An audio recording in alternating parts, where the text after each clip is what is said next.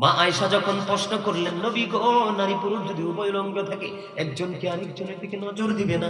আমার নবী বললেন, আয়েশা, আয়েশা রে, ওই দিনটা এত ভয়ঙ্কর হবে, এত বিপজ্জনক হবে রে। ও আয়েশা, সেদিন উলঙ্গ থাকবে নারী পুরুষ সব একসাথে যদিও থাকে রে, একজন আরেকজনের দিকে নজর দেওয়ার মতো কোনো সুযোগ থাকবে না। এতটা ভয়ঙ্কর হবে সেই দিনটা বন্ধু। একটা জাহান্নামীর যদি সবচেয়ে কম যদি কি হয়, আযাব হয়, কি হয়, একেবারে সবচেয়ে কম আযাব, এর চেয়ে নিম্ন আর আযাব হয় না। তাকে আগুনের এক জোড়া জুতা পরিয়ে দেওয়া হবে। জোরে জোরে কন্যা নাউজুবিল্লাহ।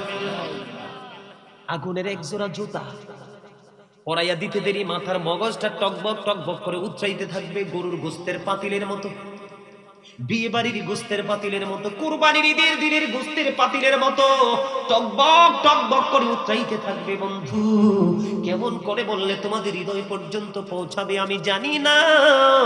ও বন্ধু, কিন্তু তুমি মরতে তো পারবা না, বাঁচতে তো পারবা না, কারো কাছে তোমার বিপদের কথা বলতেও পারবা না। এখনো সময় আছে বন্ধু, কোনো সঙ্গের সাথে মিলে দুষ্টুমি করো না। এমন সঙ্গ তোমার জীবনে বেছে নাও যিনি শুধু ভালো কাজের সন্ধান করে। কারণ পৃথিবীর সময়টা একেবারে ছোট, এত যে ছোট, চক্ষটা তুমি মেলে তাকিয়েছ পলক ফেলতে, খুলতে আর পলক ফেলতে যতটুকু সময় লাগে, তার চাইতেও ছোট্ট এই পৃথিবীর জীবনটা। এই জন্য বলছি বন্ধু, একটু সচেতন হও। এই যে আগুনের কথা বললাম বন্ধু, আগুনের কথাটা বললাম, আগুনটা কতটা ভয়ঙ্কর হবে। হযরতে আবু হুরায়রা রাদিয়াল্লাহু তাআলা আনহু থেকে হাদিস কানা বর্ণিত, আমার নবী, আপনার নবী, দু জাহানের বাদশা নবী, তিনি বলে দিয়েছেন, জাহান্নামের আগুনকে আল্লাহ রাব্বুল আলামিন 1000 বছর তাপ দিয়েছেন, আগুনের রং হয়ে গেল লাল। আল্লাহ কয়, না না, এই আগুনে হবে না, এত বেশি অপরাধী হবে। আরো 1000 বছর তাপ দিলেন, আগুনের রং হয়ে গেল বন্ধু সাদা। আরো 1000 বছর তাপ দিল, আগুনের রং হয়ে গেল কালো। একে একে 3000 বছর আগুনটাকে উত্তপ্ত করে বরাদ্দ করে রেখেছে রে। শুধু এই মানুষ রূপী যে অমানুষগুলো ইসলামের আইনের, আল্লাহর হাবিবের আলেম ওলামাদের কথার কোনো তোয়াক্কা করেনি, নিজেদের মতো করে নিজেদের জীবন পরিচালনা করেছে, মসজিদের দিকে যায়নি, ভালো কোনো কাজে যুক্ত হতে চায়নি, যদিও করেছে মানুষকে খুশি করার জন্য বলেছে, অনেক সময় গিয়েছে খাবারের জন্য গিয়েছে, আছে না নাই? বন্ধুরে আমার, এই যে প্রতিকূল অবস্থা যাদের জীবনে ছিল, তাদের উপায় থাকবে না বন্ধু। এই জন্য বলেছি একটু চিন্তা করতে হবে। এদিকে তাকান, কত হাজার বছর, 3000 বছর আগুনের 3টা রূপ নিয়েছে। এর মধ্যে সবচেয়ে জিরু যেটা আছে সেটা হলো বন্ধু কালো। এই কালো অবস্থায় আগুনটা বন্ধু বরাদ্দ করেছে। জিবরাইল আলাইহিস সালাম গেলেন, জাহান্নামের পাহারাদার যিনি, জাহান্নামকে যিনি পাহারা দিচ্ছে, সিকিউরিটি, ওই ফেরেশতার নাম হলো মালিক। ওনার কাছে সাত আসমান সাত জমিন পড়ে ছাই হয়ে যাবে। জোরে জোরে কন্না আল্লাহু আকবার। পরিমাণটা কমাতে হবে। জিবরাইল বললেন, আল্লাহ গো, পরিমাণটা কমাতে হবে। আল্লাহ বললেন, সরিষা পরিমাণ, সরিষা পরিমাণ দিতে মালিক ফেরেশতা রাজি হয়েছে। ওই সরিষা পরিমাণ দিব, শর্ত আছে 70 বার ধুয়ে উঁচু কোনো পাহাড়ে যদি রেখে দাও, ওই পাহাড়কে পুড়িয়ে নিশ্চিহ্ন করে আবার ওই সরিষা পরিমাণ আগুনটা জাহান্নামের মধ্যে চলে আসবে। এতটা পাওয়ারফুল, ভয়ঙ্কর হবে জাহান্নামীদেরকে পোড়ানোর জন্য যেই বন্ধু আগুন বরাদ্দ করে রেখেছে। আপনারা তো জানেন না, যারা কাফের হয়ে যাবে মুসলমানের পরেও, তারা দাড়ি ছবি শুরুতে মুসলমান হওয়ার পরেও তাদের কর্মকাণ্ডে কাফের হয়ে যায়, আছেন অনেক, কথা বলেন না কেন বন্ধু? এরকম হবে কাফের যারা হবে তাদের জন্য ভয়ঙ্কর যে প্রথম স্টেপ কবর। এই কবরের মধ্যে কমপক্ষে 99টা সাপ কন্টিনিউ সবল মারবে। হাদিস শরীফের মধ্যে এসেছে, একটা সাপ যদি পৃথিবীর দিকে মুখটা করে যদি একটা বার নিঃশ্বাস পালায়, গোটা পৃথিবীর মাটিটা বন্ধু বিষাক্ত হয়ে যাবে। কিয়ামত পর্যন্ত পৃথিবীতে কোনো শস্য জন্ম হবে না। ওই যে বলেছি বন্ধু, যাদেরকে আগুনের একজোড়া জুতা পরিয়ে দেওয়া হবে, কবর থেকে তাদের একটা হাড়ের মধ্য থেকে আরেকটা হাড়ের মধ্যে ঢুকে যাবে। ওই সমস্ত মানুষগুলোর জন্য আরেকটা খাবার বরাদ্দ আছে। আল্লাহ রাব্বুল আলামিন বলেছেন, ওই খাবারটার নাম হলো বন্ধু তিনাতুল খাবাল। এটা হাদিস শরীফের মধ্যে এসেছে, যেটা হলো আরেকটা জাহান্নামীর নিংড়ানো রক্ত অথবা পুঁজ। বন্ধু আরেকটা খাবার হলো, সেটার নাম কোরআনে এসেছে জাক্কুম। জাক্কুমটা এতটা ভয়ঙ্কর, আজকে যদি এই সৌবিপুরের জমিনে একটা ফোঁটা, এই মুহূর্তে যদি এই সৌবিপুরের জমিনে একটা ফোঁটা জাক্কুম যদি বন্ধু পড়ে রে, কিয়ামত কিয়ামত পর্যন্ত এই মাটিতে কারো কোনো সাধ্য নাই কোনো শস্য ফলাবে। বন্ধু, যদি কোনো শস্য জন্ম না হয় পৃথিবীর কোনো প্রাণী বাঁচতে পারবে না। পৃথিবীর কোনো প্রাণী যদি বেঁচে না থাকে তাহলে পৃথিবীর কোনো দরকার নেই। বলে হুজুর, তাহলে এত অন্যায় অপরাধ হচ্ছে, কোনো রিঅ্যাকশন কেন হচ্ছে না? আল্লাহর হাবিব যখন পৃথিবী ছেড়ে চলে যাবে, আজরাইল যখন আসলেন আল্লাহর হাবিবের প্রাণ পাখি নিতে, আয়েশা নবীকে সালাম দিয়ে বললেন, ইয়া রাসূলুল্লাহ, আল্লাহ বলেছে আপনি যদি রাজি থাকেন, আপনার যদি সম্মতি থাকে, আজকে আপনাকে চলে যেতে হবে। জোরে জোরে কন্যা সুবহানাল্লাহ। আপনার আমার ক্ষেত্রে এরকম বলবেনই ফেরেশতা? হ্যাঁ, আয়েশাই তো খাবলা দিয়ে নিয়ে যাবে, জাস্ট টাইম, নো কমপ্লেইন। ঠিক না ঠিক? নবীকে যখন বললেন, নবীজি বললেন, আল্লাহ যেমনে চায় আমি এমনি রাজি। সুবহানাল্লাহ কোন? কারণ বন্ধু তো কি, এক বন্ধু তো আরেক বন্ধুকে কষ্ট দিতে পারে না। এক বন্ধুর সাথে আরেক বন্ধু প্রেমের দিক দিয়ে মিশে গেছে। ঠিক কেন বলেন না? বন্ধু, আমি আপনাদেরকে বলি, আল্লাহর হাবিব চলে যাওয়ার আগে আজরাইলকে বললেন, আজরাইল আমার চলে যাওয়ার আগে কিছু শর্ত আছে। কয় শর্ত কি? আমাকে তোমার ফয়সালা দিতে হবে। আমি যদি পৃথিবী ছেড়ে চলে যাই আমার উম্মতগুলো একা হয়ে যাবে, দায়িত্ব নিবে কে? আল্লাহ রাব্বুল আলামিন জিবরাইলের মাধ্যমে খবর জানিয়ে দিলেন, জিবরাইল আমার হাবিবকে জানিয়ে দাও, আমি আমার হাবিবের উম্মতের দায়িত্ব আমি আল্লাহ নিজেই নিয়ে নিলাম। এই জন্য আমাদের মর্যাদা এত বেশি আখিরি নবীর উম্মত হওয়ার কারণে। বন্ধু, আমি আপনাদেরকে বলি, কাফেরদের জন্য আরো ভয়ঙ্কর শাস্তি। একদিকে 99 সাপ, বিষাক্ত সাপ কন্টিনিউ কি করবে? কামড় দিতে থাকবে, কিন্তু বাঁচতেও পারবে না, মরতেও পারবে না, পালাতেও পারবে না। সৌদ নামক একটা পাহাড় আছে, জাহান্নামের মধ্যে উঠতে লাগবে 70 বছর। কত বছর? উঠতে লাগবে 70 বছর, নামতে লাগবে তেমন। এইভাবে তার সাজাটা বন্ধ বহাল থাকবে। আপনারা দেখবেন, আমার দিকে তাকান, আপনারা দেখবেন অনেক দূরে ভ্রমণে যান না, হাইওয়ে রোড দিয়ে, মানে বিশ্ব রোড দিয়ে যাওয়ার সময় দেখবেন অনেক বেশি রৌদ্র যখন পড়ে, আপনারা নজর দিয়ে দেখবেন সামনে যদি বসেন গাড়ি, মনে করবেন যেন রাস্তার উপর পানি। দেখা যায় কিনা? হাদিস শরীফের মধ্যে সমাধান এসেছে, আল্লাহর হাবিব বলে দিয়েছেন, ওই যে অনেক বেশি তীব্র রৌদ্র থাকার পরে তোমরা যখন দেখবা রাস্তার উপর, পিচ ঢালা রাস্তার উপর, মনে হবে দূরে যেন পানি, যাইয়া দেখবা আসলে পানি নাই, এটা ধোঁকা। যারা কাফের বেঈমান মুশরিক তাদের অবস্থা হবে তেমন। তারা মনে করে যাবে পানি দেখে খাইতে যাবে, আসলে যাইয়া দেখবে কিছুই নাই। আর মুমিন যারা, তাদের জন্য অটো সব বরাদ্দ থাকবে।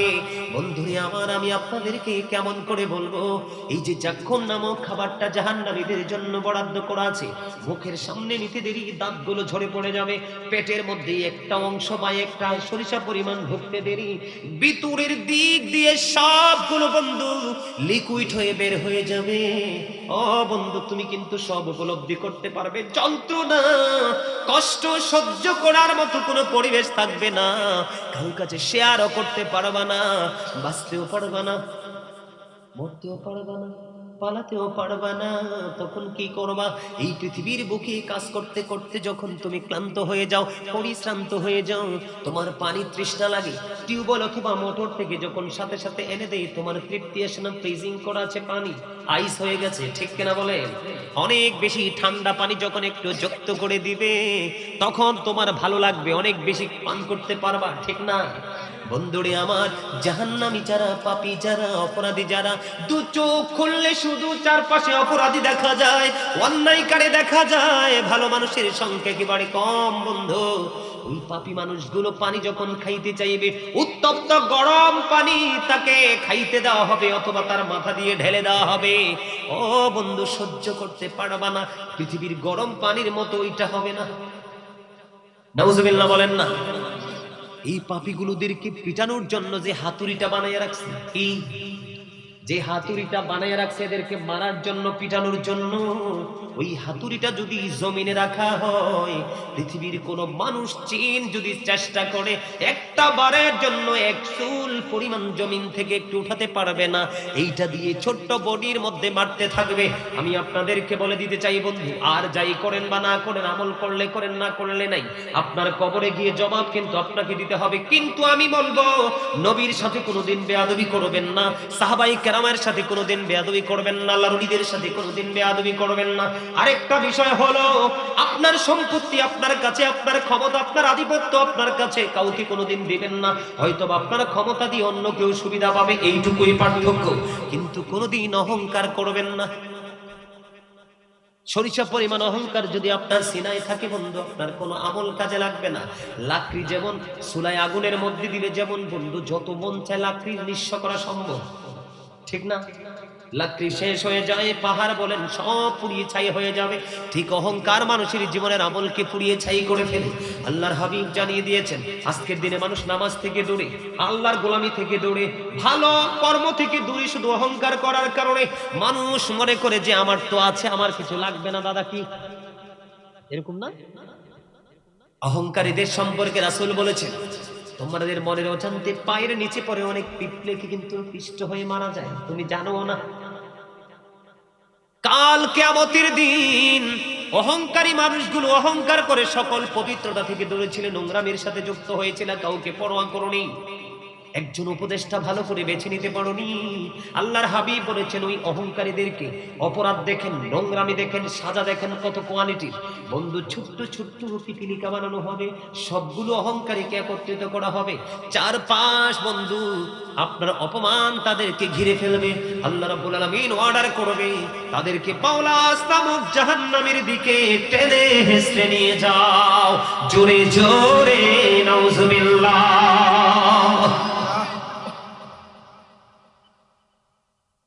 আমরা হচ্ছে মানুষ, শ্রেষ্ঠ, সৃষ্টির শ্রেষ্ঠ, আর এই মানুষকে ছোট্ট পিপিলিকা বানানো হবে শুধু একটু চিন্তা অবনতির কারণে। অহংকার মানে তো চিন্তা না, একটা ভাবনা না? কথা বলেন না আপনারা? অহংকার মানি তো আপনার একটা কি ভাব তো।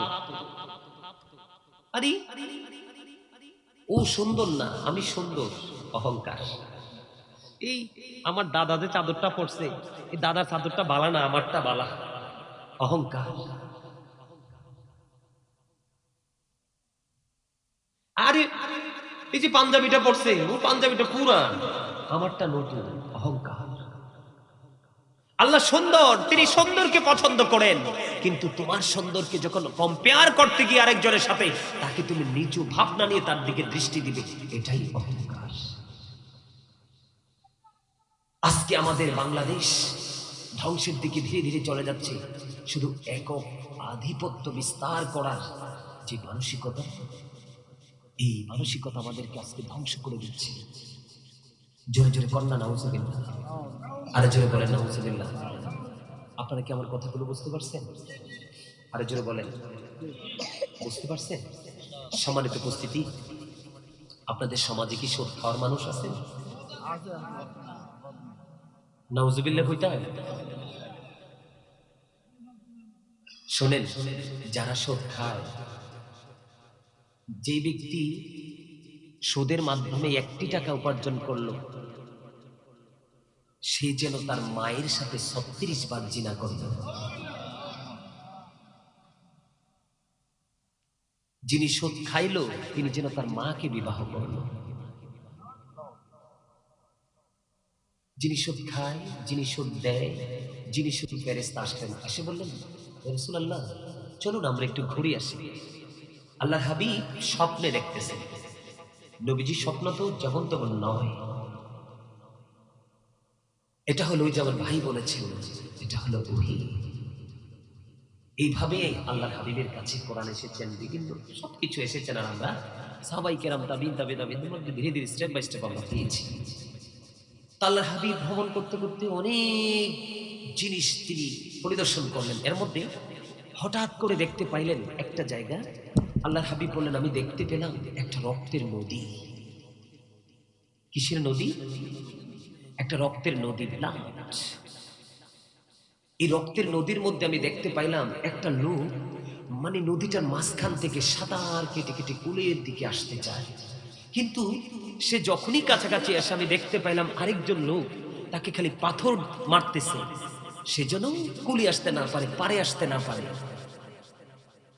সে এদিক দিয়ে আসতে চায়, এদিক দিয়ে পাথর মারতেছে, ওদিক দিয়ে আসতে চায়, তাকে পাথর মারতেছে। আমার নবীজি বন্ধু ফেরেশতাদেরকে বললেন, তোমরা বলো না ওই মানুষটা কে রে?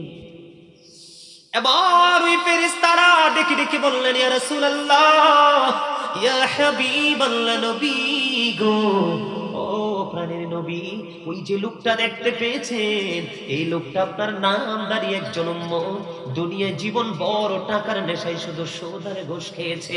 জোরে জোরে নাউজুবিল্লাহ। হুজুর, হুজুর গো, রক্তের নদীতে কেন থাকবে গো? রক্তের নদীর সাথে তার শরীর কি সম্পৃক্ততা? আমি আপনাদেরকে যদি আমার ব্যক্তিগত বিবেচনা দেখে একটু এক্সপ্লেইন করি, ব্যাখ্যা করি বন্ধু, আমি আপনাদেরকে বলে দিতে চাই, আপনি দেখেন মানুষের রক্ত কণা তৈরি হয় কি থেকে? খাবার থেকে। কি থেকে? খাবার থেকে। টাকাগুলো যদি হালাল হয়, বাজারটাও হালাল। আর বাজারটা যদি হালাল হয়, খাওয়াটাও হালাল। খাওয়াটা যদি হালাল হয়, বডিটাও হালাল, রক্তটাও হালাল। আর খাবার যদি হারাম হয় বন্ধু, রক্তটাও হারাম। আপনি সত্য খাইলেন না, কত নিঃস্ব মানুষের কৌশলে তার বডি, তার দেহটা, জীবনটার রক্তটা আপনি চষে নিয়েছেন। নাউজুবিল্লাহ বলেন না। আমার জীবনে দেখেছি বন্ধু, একটা রিকশার মালিক বন্ধু বিপদে পড়ে সুদ এনে তার রিকশা শেষ হয়ে গেছে। কিছুদিন আগে আমাদের এলাকায় একজন লোক মৃত্যুবরণ করেছে বন্ধু, শুধু মানুষকে সুদ দিতে দিতে দিতে দিতে নিঃস্ব হয়ে কবরে গেছে। জোরে জোরে কন্যা নাউজুবিল্লাহ। সুদ খাওয়া পাষাণ মানুষগুলোর হৃদয়ে গলল না, একটি টাকাও বন্ধু ছাড়তে দিল না। ধীরে ধীরে লোকটা নিঃস্ব হয়ে কবরে চলে গেল বন্ধু, পুরো সংসারটা ছিন্ন হয়ে গেল। ও বন্ধু, আমি আপনাদেরকে এই কারণে বলছি, রক্ত যদি নির্দিষ্ট সময় পেয়ার হয়ে যায় বন্ধু, দুর্গন্ধে রক্তের কাছে থাকা যায় না। আমি আপনাদেরকে ওয়াজ করে যাই, আবার সামনে বেশি দিন নাই, কুরবানির ঈদ আসতেছে। আপনারা শুধু পরীক্ষা করবেন, আপনাদের পশুর যে রক্তটা জবাই করে একটা পাতিলের মধ্যে রেখে দিবেন, দেখবেন 2 দিন পরে আপনি না, আপনার পুরো পরিবার, আপনার পুরো বাড়ি বন্ধু অসুস্থ হয়ে যাবে গন্ধের কারণে। ও বন্ধু, ওই সুদখোর কন্টিনিউ রক্তের নদীর মধ্যে সাঁতার কাটে রে, সেই ওই দুর্গন্ধযুক্ত পরিবেশ থেকে বাঁচতে চায়। আল্লাহর হাবিব বলেছে বাঁচতে পারে না, আসতে চাইলেই তাকে পাথর নিক্ষেপ করে, আসতে চাইলেই তাকে পাথর নিক্ষেপ করে বাঁচার কোনো সুযোগ নেই। এই সুদখোর, এই জন্য তার এই সাজাটা বহাল রইল। আপনার আমার প্রাণের নবী যখন মেরাজে গেলেন, যাওয়ার পরে জাহান্নামের মধ্যে তাকিয়ে দেখলেন এক একটা মানুষের পেট এক একটা ঘোড়ের মতো বড় বড়। ওই জাহান্নামের মধ্যে সবচেয়ে বেশি আমার নবী দেখেছেন বড় লোক আর মহিলা। জোরে জোরে নাউজুবিল্লাহ। আপনি দেখবেন বাংলাদেশের ইতিহাস খুলে দেখেন বন্ধু, বাংলাদেশের ব্যাকগ্রাউন্ডটা আপনি খুলে দেখেন বন্ধু, ম্যাক্সিমাম বিল্ডিং ওয়ালার বাড়ির দিকে নজর দিয়েছেন, সুন্দর দেখে জানদার ব্যাকগ্রাউন্ড খুলে দেখেন, কত মানুষের জীবনে রক্ত চুষে শেষে কৌশল অপকৌশলে। কথা বলেন না কেন? আরো জোরে কোন। ওই অসভ্য মানুষগুলো সমাজাধিপত্য বিস্তার করে লাঠিয়াল বাহিনী তৈরি করে নিরহ মানুষের রক্ত চুষে চুষে পাহাড় গড়ে তোলা টাকার, কিন্তু জানে না আমি যেই মাটির মধ্যে দাঁড়িয়ে এত বড় গাছ হয়েছি, সেই মাটি হলো আমার চারপাশের দুস্থ মানুষগুলো। কারণ গরিব না থাকলে বড় লোকের সম্মান নাই, মূর্খ না থাকলে শিক্ষিত জাতির মর্যাদা নাই, সমাজের মধ্যে অসৎ মানুষ না থাকলে ভালো মানুষ চিনা যায় না। ও বন্ধু, মসজিদের সমাজের মধ্যে যদি হক্কানি কোনো ভালো আলেম না থাকে, সমাজ থেকে নষ্টামি দূর করা যায় না। কথা বলেন না কেন? আমার নবীজি দেখলেন এক একটা মানুষের পেট এক একটা ঘোড়ের মতো বড় বড়, এর মধ্যে নারী এবং বড় লোক বেশি। বলে হুজুর কেন গো? নারীরা দেখবেন কৌশলে সুদ খায়, দেখবেন টাকা হাওলাত চাইলে নাই, আপনি কুজ্জা চাইলে কালকে যাইয়া দেখবেন নাই। যখন বলবেন তোমাকে মাস শেষে কিছু মুনাফা দিব বা সুদ দিব, দেখবেন বই ভাইজান আমার বড় বড় দুলাভাই তো বিদেশ থাকে, আফার কাছে কিছু টাকা আছে, চাইলে এনে দিতে পারবো। ঠিক এইভাবে আমি একটা এক্সাম্পল দিলাম আর কি, আর ভিন্ন কৌশল অবলম্বন করতে পারে পুরুষ যারা, ঠিক তারাও সেম কৌশল অবলম্বন করে টাকাটা আনার জন্য। বন্ধু, মানুষ চোখ দেখে দেখে দিতে পারবে না, সুদে কৌশল খাটিয়ে দেয়, আছে না নাই বন্ধু? এই জন্য আমি বলি the rich are not always happy, the poor are born to suffer. গরিবের দিকে তাকাইলে বলবো গরিবরা জন্মগ্রহণ করেছে দুঃখ ভোগের জন্য, আর the rich are not always happy, ধনীরা সব সময় সুখী নয়। কারণ দুনিয়ার ধনী অভিশপ্ত, ম্যাক্সিমাম। কিন্তু আখিরাতের ধনী অলওয়েজ হ্যাপি, সব সময় সুখী। বন্ধুরে আমার, আমার নবী বললেন, জিব্রাইল এই যে ঘরের মতো বড় বড় পেটওয়ালা মানুষেরা কারা রে? জিব্রাইল বললেন, ইয়া রাসূলুল্লাহ, ঘরের মতো পেট, বড় বড় পেটওয়ালা মানুষগুলো পৃথিবীর সুদখোর ঘুষখোর আপনার উম্মত। আমার নবী বললেন, জিব্রাইল আমি দেখতে পাইলাম এদের পেটের মধ্যে সাপ আর বিচ্ছু। জোরে কন্যা নাউজুবিল্লাহ। আপনারা বলেন তো কি দরকার এই টাকা? আচ্ছা আপনারা বলেন তো, একটা মানুষের দৈনন্দিন চাহিদা মেটানোর জন্য কয়টা টাকা লাগে? আপনি দৈনিক কয় টাকা খাইতে পারবেন? আপনারা বলেন না আমাকে, কয় টাকা খাইতে পারবেন? আজকে প্রত্যেকটা সমাজের যারা সুস্থ মনের সুশিক্ষিত মানুষ, ওরা যদি একটু চিন্তা করতো, এই সমাজ থেকে অভাব নামক শব্দটাকে মুছে ফেলা সম্ভব, ঠিক না? কথা বলেন না। আপনার শুধু চিন্তা শক্তির পরিবর্তন করেন, দেখবেন সব সুন্দর হয়ে গেছে। সম্মানিত উপস্থিতি, সুদ অত্যন্ত ভয়ঙ্কর একটা ব্যাধি। আমার সর্বশেষ আলোচনা, আমি আর আলোচনা করব না, সর্বশেষ একটা হাদিস শরীফ আমি আপনাদেরকে শোনাবো। আল্লাহ রাসূল একদিন জিব্রাইলকে বললেন, জিব্রাইল যাও, অমুক অমুক শহর ধ্বংস করে দাও। কি করে দাও? আমার দিকে তাকান। অমুক অমুক শহর তুমি কি করে দাও? ধ্বংস করে দাও। জিব্রাইল গেলেন, যাওয়ার পরে কিন্তু ওখানে গিয়ে, এই শোনো, শেষ আলোচনা। ওখানে গিয়ে তিনি দেখলেন এমন একজন আল্লাহওয়ালা লোক। তিনি আল্লাহকে বললেন, আল্লাহ, এমন একজন বুজুর্গ লোক পেয়েছি যিনি জীবনে এক মুহূর্তের জন্য তোমার নাফরমানি করে নাই। আল্লাহ, আমি কি তাকে সহ ধ্বংস করে দিব? আল্লাহ বলেছেন, হ্যাঁ তুমি তাকে সহ ধ্বংস করে দাও। জিবরাইল তো অবাক, এমন একজন বুজুর্গ লোক আমি তাকে সহ ধ্বংস করে দিব? আল্লাহ বলেন, হ্যাঁ তুমি তাকে সহ ধ্বংস করে দাও। মানেটা কি? আল্লাহ বলেছেন, জিবরাইল, ও জিবরাইল, তুমি তাকে সহ ধ্বংস করে দাও রে। সে নিজে আমল করেছে, অন্যকে আমলের কথা বলেনি। নিজে ভালো হয়ে চলেছে, অন্যকে ভালো পথে ডাকেনি। নিজের চোখের সামনে অনেক অপরাধ হয়েছে, আর ক্ষমতা থাকার পরেও সে প্রতিবাদ করেনি। নাউজুবিল্লাহ বলেন না। বন্ধুরে আমার, ইসলামের তৃতীয় খলিফার নাম কি জানেননি? হযরত উসমান জিন নুরাইন রাদিয়াল্লাহু তাআলা আনহু। তিনি রাসূলের দুইটা কন্যার অধিকারী হয়েছিলেন, এই জন্য তাকে দুই নূরের অধিকারী বলা হয়। জোরে জোরে কন্যা সুবহানাল্লাহ।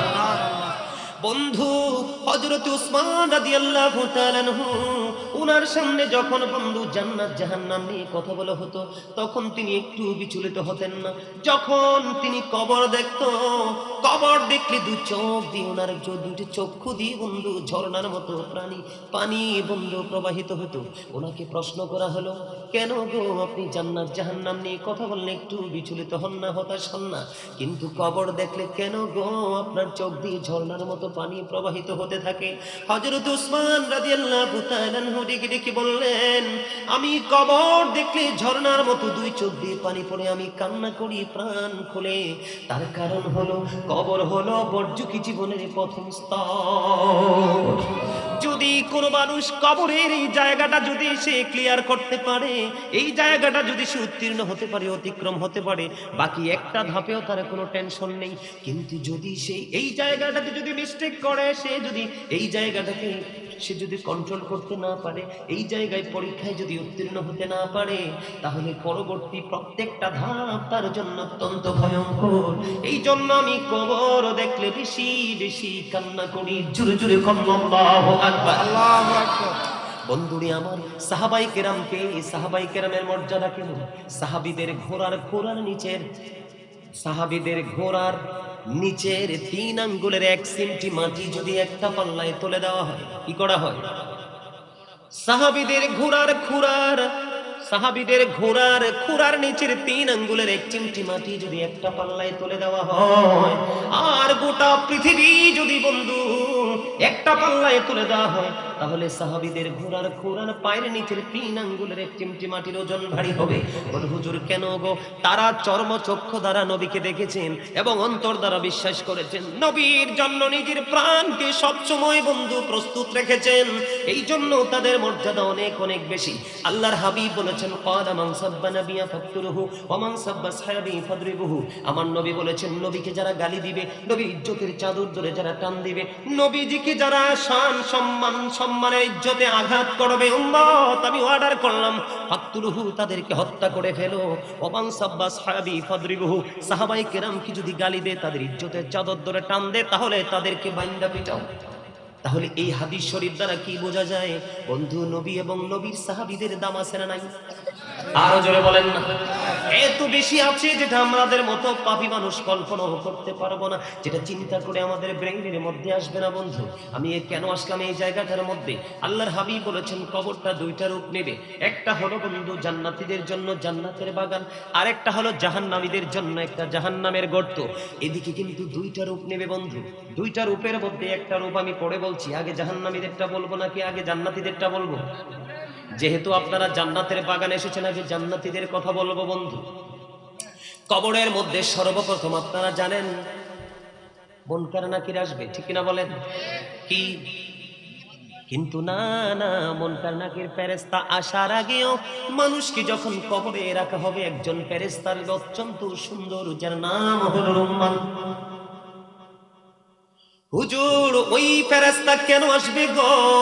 ওনার দায়িত্ব হলো বন্ধু, আপনার জীবনে যত আমল করেছেন, ওই যে আমাকে যিনি দাওয়াত দিয়েছেন, সৌদি আরব থাকেন, তার নামটা কি জানি?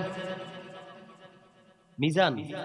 মিজানের গলায় একটা বেইস আছে, দেখছেন নি ঝুলানো? স্বেচ্ছাসেবক আসার পরে দেখছি, আপনারা দেখছেন লাল পিঠায় ঝুলানো, একবারে লেমনেটিং করা আছে না তার গলায়? বন্ধু দেখেন কবর কত ভয়ঙ্কর। ওখানে আপনি একেবারে একা হবেন, নিঃস্ব হবেন।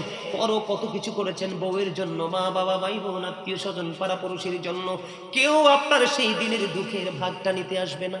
বন্ধু, কবরে রুম্মান ফেরেশতা যাবে, যাওয়ার পরে আপনাকে বলবে, আমাকে বলবে, তোমার জীবনের সবগুলো কর্ম লিপিবদ্ধ করো। বন্ধু, ভালো ভালো কর্মগুলো লিখবে হাসি খুশি ভাবে, মন্দ কর্মগুলো লিখতে চাইবে না। ও বন্ধু, অনেক বড় ঘটনা, অনেক বেশি বিকট প্রহারের কারণে বন্ধু তিনি কি করবেন? লিখবেন। লেখার পরে রুম্মান ফেরেশতা তার আমল নামাটা তার গলার মধ্যে ঝুলিয়ে তিনি প্রস্থান করবেন। করতে করতে ওই যে মুনকার নাকির 2জন ফেরেশতা, বন্ধুরি আমার, কালো বর্ণের নীল চক্ষু হবে তাদের, কালো বর্ণ হবে, চক্ষুগুলি হবে নীল। কবরের মধ্যে প্রবেশ করবে। কবরের মধ্যে প্রবেশ করার পরে বন্ধু তাকে উঠাবে।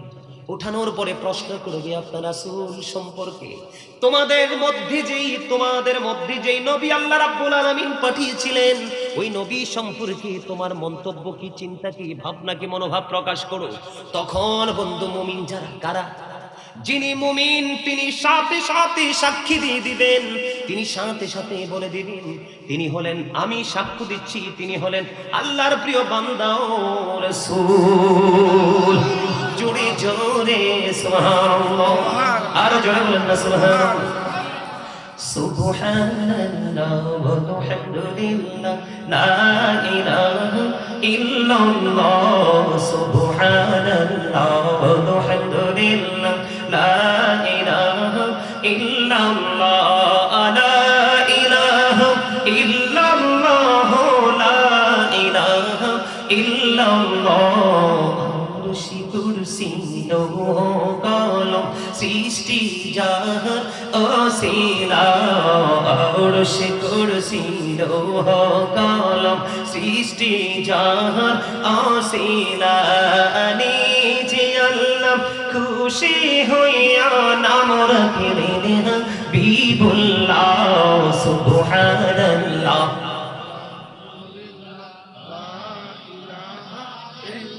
লা সুবহানাল্লাহ ওয়ালহামদুলিল্লাহ লা ইলাহা ইল্লাল্লাহ।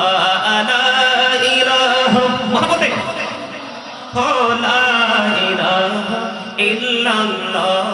নবীর সাথী নবী মিশাইয়া যারে আল্লাহ পাঠাই পাঠাইলা নামের সাথে নাম মিশাইয়া যারে আল্লাহ পাঠাইলা নিজে আল্লাহ দুস্ত বলে তাহার প্রেমে মজিলা সুবহানাল্লাহ আলহামদুলিল্লাহ লা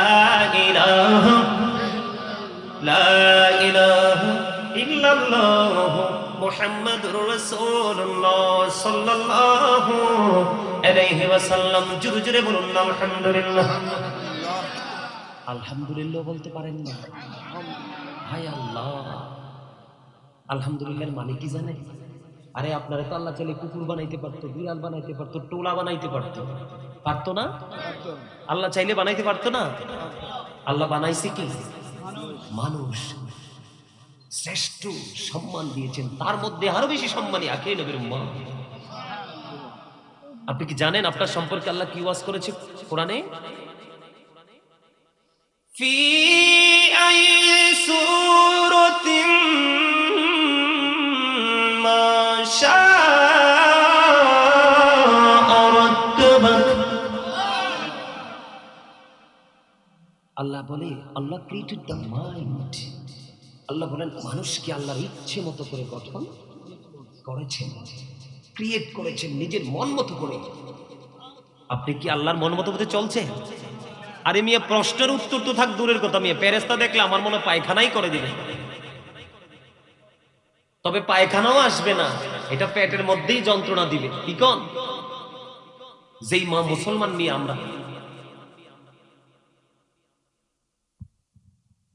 all praise is to Allah, সমস্ত প্রশংসা আল্লাহর জন্য, কেন মানুষ বানাইছে এবং আরো হাত পা চোখ কান সবকিছুকে ইনটেক করে দিয়েছেন, কোন অংশে কোনো গলদ নেই। সূরা ৩ খুলে দেখেন, লাকাদ খালাকনাল ইনসানা ফি আহসানি তাকওয়িম। আসমান জমিন চন্দ্র সূর্য সবকিছুর চাইতে সুন্দর করে বানাইছে আল্লাহ মানুষকে। আজকে সেই মানুষ পথভ্রষ্ট, জাহান্নামের কীট হিসাবে রূপান্তরিত হচ্ছে। জোরে জোরে কন্যা নাউযুবিল্লাহ।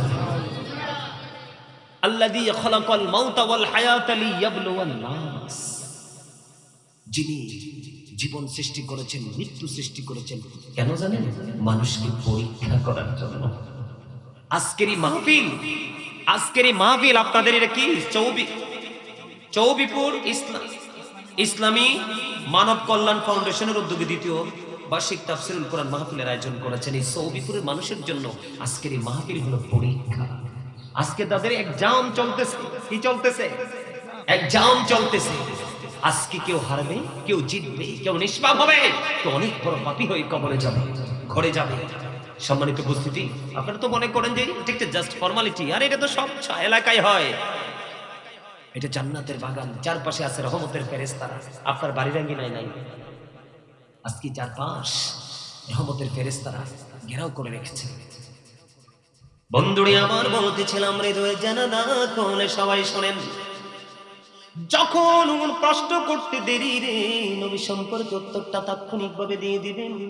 দিতে দেরি রে ও বন্ধু, দৈর্ঘ্য এবং প্রস্থ বুঝেননি?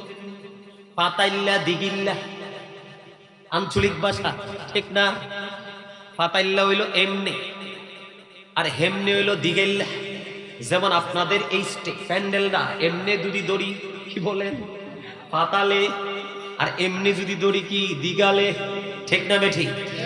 এটাকে স্মার্ট ভাবে যদি বলি বাংলা ভাষায় দৈর্ঘ্য এবং প্রস্থ। বন্ধু, পৃথিবীর মানুষগুলো দেখবে কবরটা মাত্র ৩.৫ হাত মাটির ঘর। যখন তিনি নবী সম্পর্কে উত্তর দিবেন, বুখারী শরীফের মধ্যে এসেছে হাদিস খানা, অনেক বেশি নবী প্রেমিক, আল্লাহ রাব্বুল আলামিনের সচ্চা প্রেমিক, আল্লাহর পাগল, 100% ইমানদার। ওনার 3টা প্রশ্ন হবে না, প্রশ্ন হবে মাত্র একটা, যেই প্রশ্নটা হবে শুধুমাত্র আল্লাহর প্রিয় হাবিবুল্লাহকে নিয়ে। বন্ধুরে আমার, ওই ব্যক্তিটাকে যখন প্রশ্ন করলো তিনি উত্তর দিয়ে দিলেন, আমি সাক্ষ্য দিয়ে দিলাম উনি হলেন আল্লাহর বান্দা এবং আল্লাহর প্রিয় হাবিব, আল্লাহর বান্দা এবং আল্লাহর প্রিয় রাসূল। জোরে জোরে কন্যা সুবহানাল্লাহ। বন্ধুরে আমার বলতে দেরি রে, ও বন্ধু বলতে দেরি। তখন তার কবরটা দৈর্ঘ্য এবং প্রস্থে 70 গুণ বৃদ্ধি করে দেওয়া হবে। জোরে জোরে কন্যা সুবহানাল্লাহ। বন্ধুরে আমার গায়েব থেকে আওয়াজ আসবে, তার কবরটাকে জান্নাতের বাগান বানিয়ে জান্নাতি বিছানা বিছিয়ে দাও, একেবারে নিয়ামতে পরিপূর্ণ করে দাও। ও বন্ধু বলতে দেরি। এবার ওই ফেরেশতা দুজন কি করবে? তুমি তোমার কাজ হলো, এর মধ্যে হাদিস শরীফের মধ্যে এসেছে, যিনি নিয়ামতটা পেয়ে যাবে উনি বারবার বলবে আমি আমার আওলাদের কাছে আবার ফিরে যেতে চাই। না না, আর তো সুযোগ নাই। তুমি নতুন বরের মতো ঘুমিয়ে থাকো, যেদিন তোমার প্রিয়জন তোমাকে ডাকবে তুমি উঠে যাবে। জোরে জোরে কন্যা সুবহানাল্লাহ। আর জোরে বলেন না সুবহানাল্লাহ। বন্ধু, এই যে যিনি উত্তরটা দিয়ে দিলেন তিনি হলেন মুমিন। তিনি কবরের ইন্টারভিউতে প্রথম ধাপ বর্জকি জীবন ফিউচারের যে প্রথম যে স্টেপ, বন্ধু তিনি উত্তীর্ণ হয়ে গেলেন, পরীক্ষায় কামিয়াবি হয়ে গেলেন। বন্ধু, ওই ব্যক্তিদের জন্য আল্লাহ স্পেশাল একটা আলোচনা করেছেন। সেই স্পেশাল আলোচনাটা হলো কেমন জানেননি? আল্লাহ বলেছেন, বান্দা পৃথিবীতে তোমার 1 কোটি বন্ধু থাকো কোনো সমস্যা নেই, এর মধ্যে তুমি একজন আল্লাহর হক্কানি আলেম খুঁজে নাও। সব আলেম কিন্তু হক্কানি নয়। আল্লাহর হাবিব বলেছেন কিয়ামতের পূর্বক্ষণে পৃথিবীতে সবচেয়ে নিকৃষ্ট মানুষ হবে আলেমরা, যারা শুধু মন করা ফতোয়া দিয়ে দিয়ে সাধারণ মানুষগুলোকে বিভ্রান্ত করে দেবে। আজকের বর্তমান জামানায় যেটা প্রচলিত হয়ে যাচ্ছে, ঠিক কিনা বলেন? সমাজের মধ্যে, বাজারের মধ্যে, দোকানের মধ্যে, চৌমনির মধ্যে মারামারি কাটাকাটির শেষ নাই।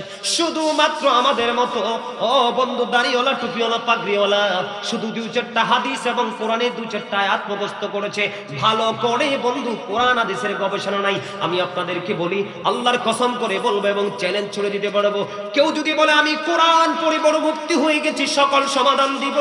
ইমানদার হিসাবে যদি কেউ শুধু কোরআন পড়ে দাবি করে, সে কখনো ইমানদার নয়। কারণ কোরআনে এসেছে, একটা এক্সাম্পল যদি দেই, কোরআনে এসেছে শুধু নামাজের কথা। এই কোরআনের কোন পারায়, কোন পৃষ্ঠায়, কোন আয়াতে আপনি কোরআনের রাকাতের খবর পাবেন না, ঠিক না বেঠি?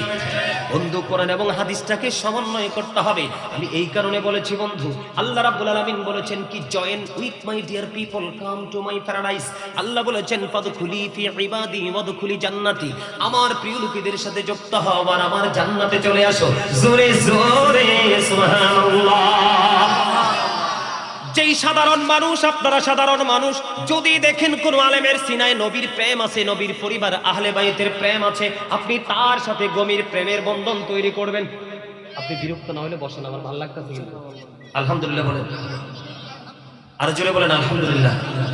আমার কথা বলে বেশিক্ষণ বলবো না, অল্প সময়ের মধ্যে আমি গুছিয়ে ফেলবো। আমি আপনাদেরকে আজকে বাঁচানোর জন্য আসছি। আমি রাস্তাটা খুঁজে বের করে ফেলেছি কিভাবে বাঁচা যায়। আমার এখন দায়িত্ব হলো আপনাদেরকে বাঁচানোর জন্য ইনস্ট্রাকশন দেওয়া। আল্লাহ বলেছেন join with my dear people, come to my paradise. Allah বলেছেন ফাদখুলি ফি ইবাদি ওয়াদখুলি জান্নাতি, আমার প্রিয় লোকের সাথে যুক্ত হও আর আমার জান্নাতে চলে এসো। প্রিয় লোকগুলো কারা? যারা সাদিকিন। তারা সাদিকিনের ব্যাখ্যা করতে গিয়ে তাফসীরে রুহুল বায়ানের মধ্যে, তাফসীরে মাজহারির মধ্যে, তাফসীরে কদরির মধ্যে এসেছে, শাইখ ইসমাঈল হাক্কি রাদিয়াল্লাহু তাআলা আনহু বলেছেন, সাদিকিনের ব্যাখ্যা করতে গিয়ে তিনি বলেছেন, তাফসীরে রুহুল বায়ানের মধ্যে এসেছে আল্লাহর ওলির কথা, তাফসীরে মাজহারির মধ্যে এসেছে আল্লাহর ওলির কথা, কিন্তু তাফসীরে কদরির মধ্যে এসেছে বন্ধু হক্কানি আলেমদের কথা। কারণ আলেমদের কথা বলা হয়েছে এই কারণে, কারণ আলেমরা হচ্ছে আল্লাহ আল্লাহ রাসূলের বিধি বিধানের খনি। তার মানে কোরআন এবং হাদিসের ভান্ডার। তেলের ভান্ডারে গেলে তেলের অভাব হয় না, ঠিক কিনা বলে? যখন আপনি চর অঞ্চলে যাবেন, শীতের মৌসুমী সবজির কোনো অভাব হবে না। আপনি যখন নদীমাতৃক এলাকায় যাবেন, কখনো কৃত্রিম পদ্ধতিতে, কখনো আবার আল্লাহর প্রদত্ত বৃষ্টির মাধ্যমে মৎস্য উৎপাদন হতেই থাকবে। কথা বলেন না কেন? ঠিক তেমনি ভাবে আপনি যখন হক্কানি কোনো আলেমের কাছে যাবেন, যোগ্য দক্ষ কোনো আলেমের কাছে যাবেন, আপনার সমাধানের কমতি হবে না। কথা বলেন না কেন? আল্লাহ বলেছেন ইন্নামা ইয়াখশাল্লাহা মিন ইবাদিহিল উলামা, পৃথিবীর বুকে আমার যে বান্দা আছে, বান্দাগুলোর মধ্যে সবচেয়ে বেশি ভয় আমাকে করে হক্কানি আলেমরা। কে ওয়াজ করে? কে? আল্লাহ। আল্লাহ বলেছেন ওই ব্যক্তিদের সাথে তোমরা যুক্ত হও, ফাদখুলি ফি ইবাদি ওয়াদখুলি জান্নাতি। আল্লাহ বলেন join with my dear people, come to my paradise. Allah কয় আমার প্রিয় লোকগুলোর সাথে যুক্ত হয়ে যাও আর আমার জান্নাতে চলে আসো। আল্লাহ জান্নাতে গিয়ে একা একা কি করব গো? জান্নাতে গিয়ে আমার কাজ কি? আল্লাহ কয় নো টেনশন, তুমি টেনশন করো না। ইনদা রাব্বিহিম ইউরযাকুন। আল্লাহ রাব্বুল আলামিন বলে দিয়েছেন তুমি যখন জান্নাতে আসবে, কবর তো তোমার জন্য জান্নাতের একটা অংশ হয়ে যাবে। কি হয়ে যাবে? বাগান হয়ে যাবে। আমি তোমার জন্য জান্নাতে খাবার বরাদ্দ করে রেখেছি। বন্ধু ওই ব্যক্তি যখন নবী চিনে ফেলবে, নবী সম্পর্কে উত্তর দিয়ে দিবে, ওই ব্যক্তিটাকে বলবে তুমি নতুন বরের মতো দুলার মতো ঘুমিয়ে থাকো। বন্ধু জান্নাতের দিকে তার কবরের একটা যোগাযোগের ব্যবস্থা হয়ে যাবে। জোরে জোরে সুবহানাল্লাহ। আর কবরটা আলোকিত হয়ে যাবে। দৈর্ঘ্য এবং প্রস্থে 70 গুণ বেশি বৃদ্ধি করে দেওয়া হবে, একবারে প্রশস্ত করে দেওয়া হবে। এটার মধ্যে তার কোনো প্রতিকূল অবস্থা তৈরি হবে না। জোরে জোরে সুবহানাল্লাহ। কার মতো? নতুন দুলার মতো তুমি ঘুমিয়ে যাও। যেদিন তোমার প্রিয়জন ডাকবে সেদিনই তুমি আবার জেগে উঠবে। ওই যে আল্লাহ বলেছেন মিনহা খলাকনাকুম ওয়া ফিহা নুঈদুকুম ওয়া মিনহা নুখরিজুকুম তারাতান উখরা। জোরে জোরে বলুন আল্লাহু আকবার। বন্ধুরে আমার দিকে আবার তাকান। যখন এবার মুনাফিকের কাছে যাবে, কার কাছে যাবে? মুনাফিকের কাছে যাবে। যার নসিবে কি নাই? নেয়ামত নাই। সারাটা জীবন বন্ধু নিজে গবেষণা করেনি, চিন্তা করেনি, নিজের বিবেকের সাথে কোনো বুঝ পরামর্শ করেনি। মানুষ যা ভেবেছে, মানুষের সাথে যখন যেটা তাল মিলিয়ে চলেছে, নবী সম্পর্কে প্রশ্ন করলে উত্তর দিতে পারবে না। তিনি বলবেন মানুষ যা ভাবতো আমিও তা ভাবতাম, মানুষ যেটা বলতো আমিও সেটা বলতাম, মানুষ যেটা চিন্তা করতো আমিও সেটা চিন্তা করতাম। ওনার কোন অবজারভেশন নেই বন্ধু, গবেষণা ইনস্টিটিউট নাই। তখন ওনার সব কিছু বন্ধু এত সংকীর্ণ করে দেওয়া হবে। আল্লাহ রাব্বুল আলামিন যখন নবী চিনতে পারবে না, এটার নাম হলো বন্ধু মুনাফিক। আল্লাহর হাবিব বলেছেন believers love the profit, hypocrites don't love the profit. আমার নবী বলেছেন মুনাফিকরা আমি নবীকে ভালোবাসবে না, ইমানদাররা আমি নবীকে ভালোবাসবে। যারা নবীকে ভালোবাসবে না তারা যত বড় নামাজি, কোরআন তেলাওয়াত করলা দানবীর হোক না কেন, তারা কখনোই ইমানদার নন। ইমানদার হতে না পারলে আপনার কোনো আমল আল্লাহর দরবারে গ্রহণ হবে না। কবর, হাসর, মিজান, পুলসিরাত প্রত্যেকটা জায়গায় আপনার বিপদ চারদিকে ঘেরাও করে ফেলবে। বন্ধুরে আমার আল্লাহ রাব্বুল আলামিন অর্ডার করবে। কি করবে? আল্লাহ রাব্বুল আলামিন অর্ডার করবে মাটিকে তুমি এমন ভাবে তাকে গ্রাস করো বন্ধু, মাটি তাকে চারপাশ দিয়ে এমন ভাবে গ্রাস করবে। আমি আপনাদেরকে দেখাই। এই যে দেখেন, এই যে আমার দুটো হাত আমি মুষ্টি মেরে একটার সাথে একটা লাগাইলাম। এখন যদি ওই দিক দিয়ে চাপা দিলে, এই দিক দিয়ে চাপা দিলে, একটা হাড় যদি আর একটা হাড়ের ভিতর ঢুকে তখন কেমন লাগবে? নাউজুবিল্লাহ বলেন না। হাদিস শরীফের মধ্যে এসেছে বন্ধু, আসার আগেও বন্ধু একটু নজর দিয়েছি কিতাবের দিকে। আল্লাহর হাবিব বলেছেন হাদিস শরীফের মধ্যে এসেছে, যখন তিনি বলবেন মানুষ যা মন্তব্য করতো আমিও তা মন্তব্য করতাম, মানুষ যা বলতো আমিও তা বলতাম, মানুষ যা ভাবতো আমিও তা ভাবতাম, একক কোনো চিন্তাধারা নাই। আল্লাহ রাব্বুল আলামিন বলবে মুনাফিক দুনিয়ায় থাকতে নবীকে চেনার চেষ্টা করুনি, কারণ যেই নবীর মাধ্যমে, আমার যে হাবিবের মাধ্যমে আমি প্রভুর পরিচয় তোমাদের কাছে পাঠিয়েছিলাম, তোমরা আমার হাবিবকে চিনো নাই, হাবিব সম্পর্কে গবেষণা করো নাই, কোনো কিতাব নিয়ে তোমরা অবজারভেশন করোনি, গবেষণা করোনি তোমরা। আল্লাহ রাব্বুল আলামিন অর্ডার দিতে দেরি হাদিস শরীফের ভাষা অনুযায়ী। বন্ধু কেমন করে বোঝাবো, কেমন করে বললে তোমাদের হৃদয় পর্যন্ত পৌঁছাবে আমি জানি না। মাটি এমন ভাবে চারপাশ দিয়ে বন্ধু তাকে গ্রাস করে ফেলবে, এমন ভাবে চাপ দিবে। আল্লাহর হাবিব বলেছেন একটা হাড়ের ভিতর আরেকটা হাড় ঢুকে যাবে, এই তাহলে কিয়ামত পর্যন্ত চলতে থাকবে। ওই যে বলেছিলাম, আল্লাহ বলেছেন লা ইয়ামুতু, মরার কোনো সুযোগ নাই, ফিহা ওয়ালা ইয়াহইয়া, বাঁচার কোনো সুযোগ নাই, ওয়ামা হুমান বিগাইবিন, ওখান থেকে বের হওয়ার কোনো সুযোগ নাই। ওমা এত খারাপ খবর শুনলে মানুষ সুবহানাল্লাহ নি করে। নাউজুবিল্লাহ। আর জোরে কথা নাউজুবিল্লাহ।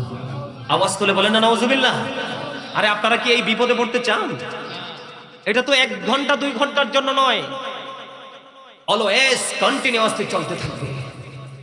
আর এটা অর্জন করেছে কে? আপনি আমি। এটা কর্মের ফল না, এটা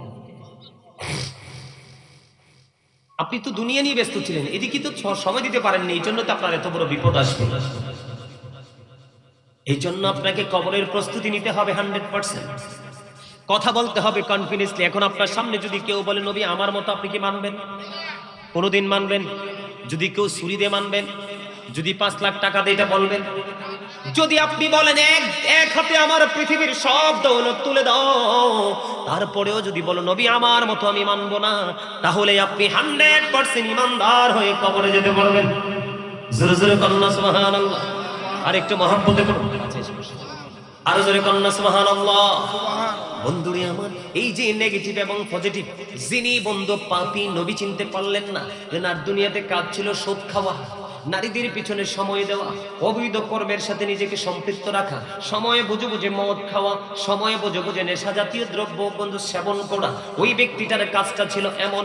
যেমনি ভাবে একটু আগে বলেছি, আল্লাহর হাবিব বলেছেন আল্লাহর প্রিয়জনের জন্য খাবার বরাদ্দ আছে, জান্নাতি খাবার, যেটা আল্লাহ নিজে ওয়াজ করতেছেন। আর আল্লাহর হাবিব সরকারে মদিনা তিনি বলে দিয়েছেন, ও বন্ধু, তিনি বলে দিয়েছেন যে আরেকটা খাবার আছে জাহান্নামীদের জন্য, অপরাধীদের জন্য, যেটার নাম হলো তিনাতুল খাবাল। ইয়া রাসূলুল্লাহ, ইয়া হাবিবাল্লাহ, নবী গো, ও প্রাণের নবী, তিনাতুল খাবালটা কি গো? আমার নবী বলেছেন এই তিনাতুল খাবালটা হলো আরেকটা জাহান্নামীর নিংড়ানো রক্ত পুজ। জোরে জোরে কন্যা নাউজুবিল্লাহ।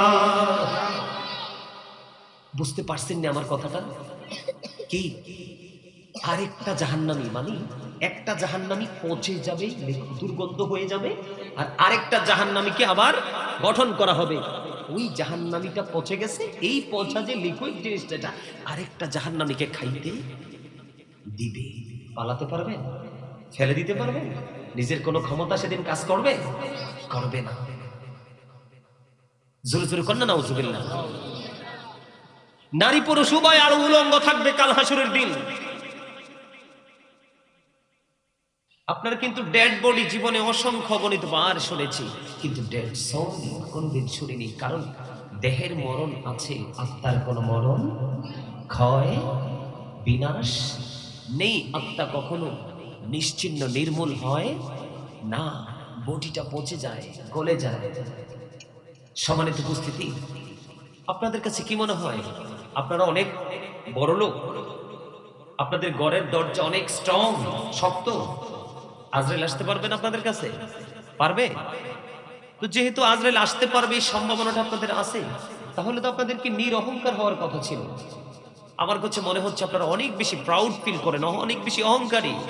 আল্লাহ does it like the proud. Allah অহংকারীকে পছন্দ করেন না। একদিকে আল্লাহ বলছেন যাই করে যাচ্ছ এগুলো কিন্তু তুমি তোমার সন্তানের জন্য করে যাচ্ছ, এগুলো তোমার জন্য 1 সেকেন্ডের জন্য কাজে আসবে না। আমাকে একটা বিষয় দেওয়া হয়েছে কবর হাসর নিয়ে আজকে, তার মানে ফিউচার, বর্জক, গোপনীয় যেই জায়গাটা, যেই জায়গা সম্পর্কে এই পৃথিবীর কোন সৃষ্টির ধারণা করার কোনো ক্ষমতা নেই। আমি আজকে সেই ফিউচার নিয়ে আপনাদের সামনে একটু আলোচনা করবো, তবে বেশিক্ষণ না, কারণ আপনাদের কন্ডিশন মোটেও ভালো না। একটা ফ্যামিলিতে যদি 8 জন সদস্য থাকে, একজন অসুস্থ হলে 7 জন তাকে টেক কেয়ার করতে পারে। কয়জন? 7 জন। আর 7 জনই যদি অসুস্থ হয়, একার পক্ষে সম্ভব নয়। ওই 7 জনের সাথে যিনি সুস্থ আছে উনি তাই ওই বাকি 7 জনের আগে তিনি মারা যাবে, শুধু মানসিক প্রেসার নিতে নিতে। আপনার কি জি, হ্যাঁ, না এগুলো বলতে পারেন না? বোবা, you are right, absolutely right answer. কিসের জন্য আসছেন পৃথিবীতে? গেট আপ দেখানোর জন্য? কি জন্য আসছেন? পেট ভরে খাওয়ার জন্য? ভালো ভালো ভালো পোশাক পরার জন্য? কি জন্য আসছেন? আপনি জানেন আপনাকে আল্লাহ কেন পাঠাইছে? এই মিয়া, ফার্স্ট টাইম যদি আমি বলি, আপনার যে জবানটা, বোবা মানুষ দেখেছেন যারা কথা বলতে পারে না? এই যে বোবা মানুষগুলো দেখেছেন, বোবা মানুষের পৃথিবীটা অন্ধকার, আপনার পৃথিবীটা আলোকিত। তার কারণ কি জানেন? ও কথা বলতে পারে না, এই জন্য অন্ধকার, আপনি পারেন, এই জন্য আপনার জন্য কি আলোকিত, তাই না? আল্লাহ আপনাকে এত সুন্দর জবান দিয়েছে, কেন দিলেন? আরেকজনকে দিলেন না, কেনই বা বন্ধ করে দিলেন? আমি ওই দিকে নিয়ে অবজারভেশন করব না। আমি যেহেতু ফিউচার নিয়ে কথা বলবো, ভবিষ্যৎ নিয়ে, বর্জকি জীবন নিয়ে কথা বলবো, আমি আপনাদেরকে বলতে চাই, সম্মানিত উপস্থিতি, সাবধান হয়ে যান।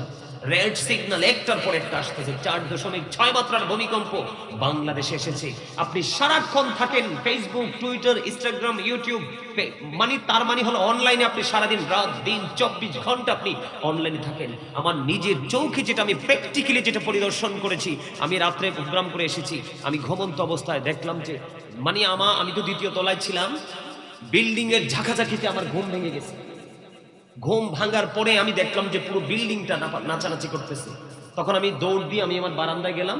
বারান্দা যাওয়ার পরে দেখলাম আমাদের উপরের এবং আমাদের নিচের যতগুলো মানুষ, সবগুলো মানুষ রাস্তায়। আল্লাহ কি রাস্তায় তোমাকে দেখে না? তুমি সারাটা মাস, সারাটা বছর, তুমি 24 আওয়ার তুমি কি করো? যেই অনলাইন নিয়ে থাকো, অনলাইনটাকে তুমি গড়ে রেখে তুমি নিজেই তো অনলাইন হওয়ার জন্য বাইরে চলে গেছো।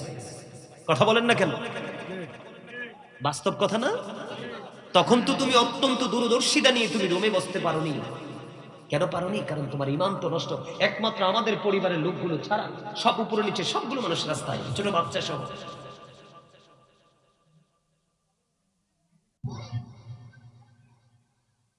আল্লাহ বলেছেন, وَإِذَا الْقُبُورُ بُعْثِرَتْ عَلِمَتْ نَفْسٌ مَا قَدَّمَتْ وَأَخَّرَتْ। জোরে জোরে বলেন আল্লাহু আকবার। আল্লাহ কি বলে জানেন? কবরটা যখন ওপেন হয়ে যাবে, কি হয়ে যাবে? ওপেন হয়ে যাবে। প্রত্যেকেই দেখতে পারবে, জানতে পারবে কে কি করেছি আর কি করেনি। আপনি আমি প্রাউড ফিল করার মতো কোনো কিছুই নেই। এখনো সময় আছে, সচেতন হন। পৃথিবীতে সবকিছু লুকানো যায়, টাকা দিয়ে, পয়সা দিয়ে, টেলিফোন দিয়ে, বিভিন্ন ধরনের অপকৌশল করে অন্যায়কে ঢাকা যায়। ভালো কাজ কেউ ঢাকতে চায় না, চায় সবাই এটাকে আরো কি করা যায়, এটাকে আর উন্মুক্ত করা যায়, স্বাধীন করা যায়। কিন্তু অন্যায় যখন করে এটাকে ঢাকতে চায় এবং ঢেকেও ফেলে মানুষ। এই জন্য আল্লাহ রাব্বুল আলামিন বলেছেন, কবরটা যখন কি হয়ে যাবে, ওপেন হয়ে যাবে, উন্মোচিত হয়ে যাবে, তখন আপনি আমি আমরা প্রত্যেকে দেখতে পারবো, জানতে পারবো কে কি করেছি আর কি করিনি। বাঁচতে পারবেন সেদিন। দোকানে, সৌমনিতে, বাজারে, শপিং মলে কোনো কোলাহল পরিবেশে যখন সিসিটিভি লাগায়, আপনি আতঙ্কে কোনো ভালো কাজ, কোনো গর্হিত কাজ আমরা করি না, ভয় পাই। কারণ ওখানে আমরা ক্যামেরাবন্দী হয়ে যাব, প্রশাসন আমাদেরকে ধরে ফেলবে, আইডেন্টিফাই করতে পারবে। কিন্তু ওখানটাকে আমরা এত ভয় পাই, কিন্তু চিরস্থায়ী যে সিসিটিভি 2 কাঁধে দুটো আছে, সেটার চিন্তা কিন্তু আমরা একবারও জানেন। সেটার নাম কি? কে রামান কাঁদিবি কাঁদে বসিয়া, সকল করব লিখিতেছে হুকুম দিয়া, আল্লাহর হুকুম দিয়া। 40 কদম হাঁটিয়া আসবে রে সজন, মুনকার নাকির হাজির হইবি রে তখন। ঘুমটা খুলিয়া সওয়াল করিবেন তখন, 40 কদম হাঁটিয়া আসবে রে সজন। কি সওয়ালের কি জবাব হইতে যে পারে, সময় থাকিতেও জানিও তারে, ও জানিও তারে। 40 কদম হাঁটিয়া আসবে রে সজন, মুনকার নাকির হাজির হইবে রে তখন। ঠিক না বে ঠিক? আরো জোরে বলেন ঠিক না বে ঠিক? এটা কি আপনার আমার জীবনে আসবে না সেই দিনটা? আরো জোরে বলেন আসবে না? কিন্তু কোন দিন, কোন অবস্থায়, কখন আসবে সেটা আমরা কেউ জানি না। জানি? আলহামদুলিল্লাহ, আলহামদুলিল্লাহ বলেন। আমার কথাগুলো কি আপনারা বুঝতেছেন? আমার কাছে খুব আফসোস লাগে, আপনারা তো আমারই, আপনারা মুসলমান না? আল্লাহ, রাসূল, সাহাবায়ে কেরাম, তাবিঈন, তাবে তাবিঈন, আমাদের আল্লাহর পরে রাসূল, রাসূলের পরে সাহাবায়ে কেরাম, ধীরে ধীরে আজ পর্যন্ত যাদের মাধ্যমে আমরা ইসলামটা এই পর্যন্ত পেয়েছি, আমরা তাদের সবাইকে বিশ্বাস করি না? এবং এর পরবর্তী যে জীবন, সেই জীবনে যে একটা একটা ধাপ আমাদেরকে অতিক্রম করতে হবে সেটা বিশ্বাস করি না? তাহলে 100% আমরা ঈমানদার। যেহেতু ঈমানদার, তাহলে আমরা একই সুতোয় গাঁথা। আমার উচিত আপনাদেরকে অ্যাক্টিভ করা, এক্সপেরিয়েন্স ম্যান হিসাবে আপনাদেরকে প্রিপেয়ার করা। এটা হচ্ছে আমাদের দায়িত্ব। আল্লাহ কি বলেছে জানেন? আল্লাহ বলেছেন, O believers, save yourself and your families from the fire. Allah বলেছেন, ইয়া আইয়ুহাল্লাযীনা আমানু কু আনফুসাকুম ওয়া আহলিকুম নারা। আল্লাহ বলেছেন, ঈমানদারকে তুমি জাহান্নাম থেকে বাঁচো এবং তোমার পরিবারকেও জাহান্নাম থেকে বাঁচাও। বলেছে কে? এখন বাঁচবো এবং বাঁচাবো, কন্ডিশন কিন্তু দুইটা। কন্ডিশন কয়টা? শর্ত কয়টা?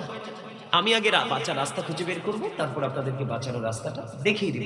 কিন্তু এখানে আমাকে আগে বাঁচার রাস্তাটা যদি আমি খুঁজে পেতে চাই, অবশ্যই যারা সেই রাস্তা সম্পর্কে দক্ষ, আমার তাদের শরণাপন্ন হতে হবে। এছাড়া সহজ কোনো রাস্তা নেই। আছে? আমি কি বলেছি? কবরটা যখন ওপেন হয়ে যাবে, আপনি আমি প্রত্যেকেই সবকিছু আপনার আমার সামনে প্রকাশিত থাকবে, কোনো কিছু গোপন করতে পারবো না। কিন্তু যখন প্রকাশিত হবে তখন কি করব? আল্লাহ বলেছেন, বান্দা যখন তোমার অপরাধ তোমার চোখের সামনে এসে যাবে, তখন তুমি চাইবে পালাতে, আউটসাইড তুমি খুঁজতে থাকবে। কিন্তু আল্লাহ রাব্বুল আলামিন বলেছেন, আমার দিকে তাকান। আপনারা যারা এখানে এসেছেন, please don't disturb me, stop your mouth everybody. সকলের জবানকে বন্ধ রাখতে হবে।